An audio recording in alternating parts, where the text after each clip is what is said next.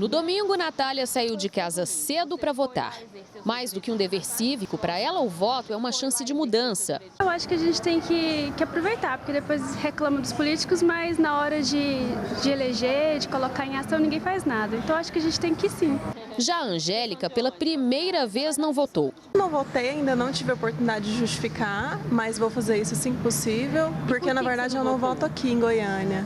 Não teve como eu me deslocar para estar indo até a minha cidade votar. Ela acabou fazendo parte de uma estatística preocupante. Num universo de quase 1 milhão de eleitores, praticamente 200 mil pessoas abriram mão do direito de votar nestas eleições em Goiânia.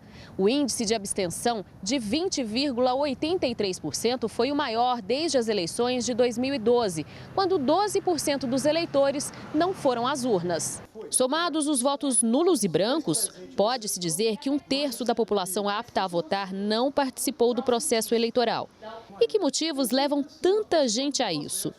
Para o professor de Ciências Políticas, o eleitor deixa de votar quando não se sente representado por nenhum candidato.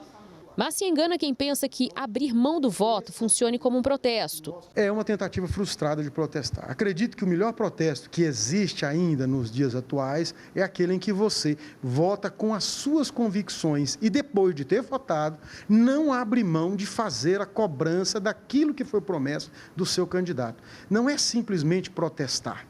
Nós temos que exigir, nós temos que cobrar. Ele explica que, na prática, não há diferença entre votos brancos e nulos. E mesmo que, por exemplo, 90% dos votos sejam brancos ou nulos, o resultado da eleição será definido considerando apenas os 10% válidos. A grande pergunta é, quem está assumindo o papel de liderança tem condição, de fato, de liderar?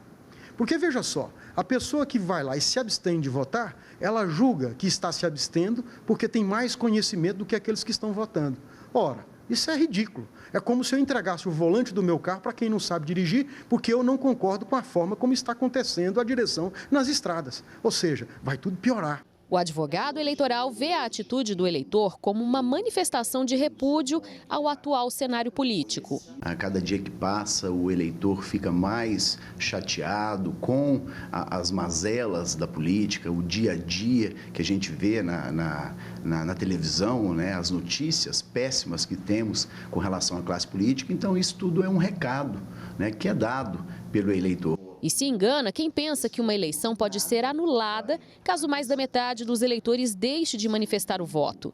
Segundo o advogado eleitoral, isso não está previsto em lei. Se um cidadão tiver 10 votos e 60% da população anular o seu voto, aquele que teve 10 votos ele vai ser eleito, porque, como disse, no Brasil vigora o princípio da maioria dos votos, excluídos os votos nulos e os votos brancos. Para os especialistas, é importante que cada cidadão tome consciência do valor que tem o voto. A melhor forma é a participação popular nas eleições, porque somente assim nós vamos avançar na democracia. Cabe a nós, eleitores, nesse momento, começarmos a cobrar, para que depois nós possamos fazer a demissão por justa causa na próxima eleição ou no momento oportuno, se for numa situação daquelas que caracteriza a possibilidade de impeachment.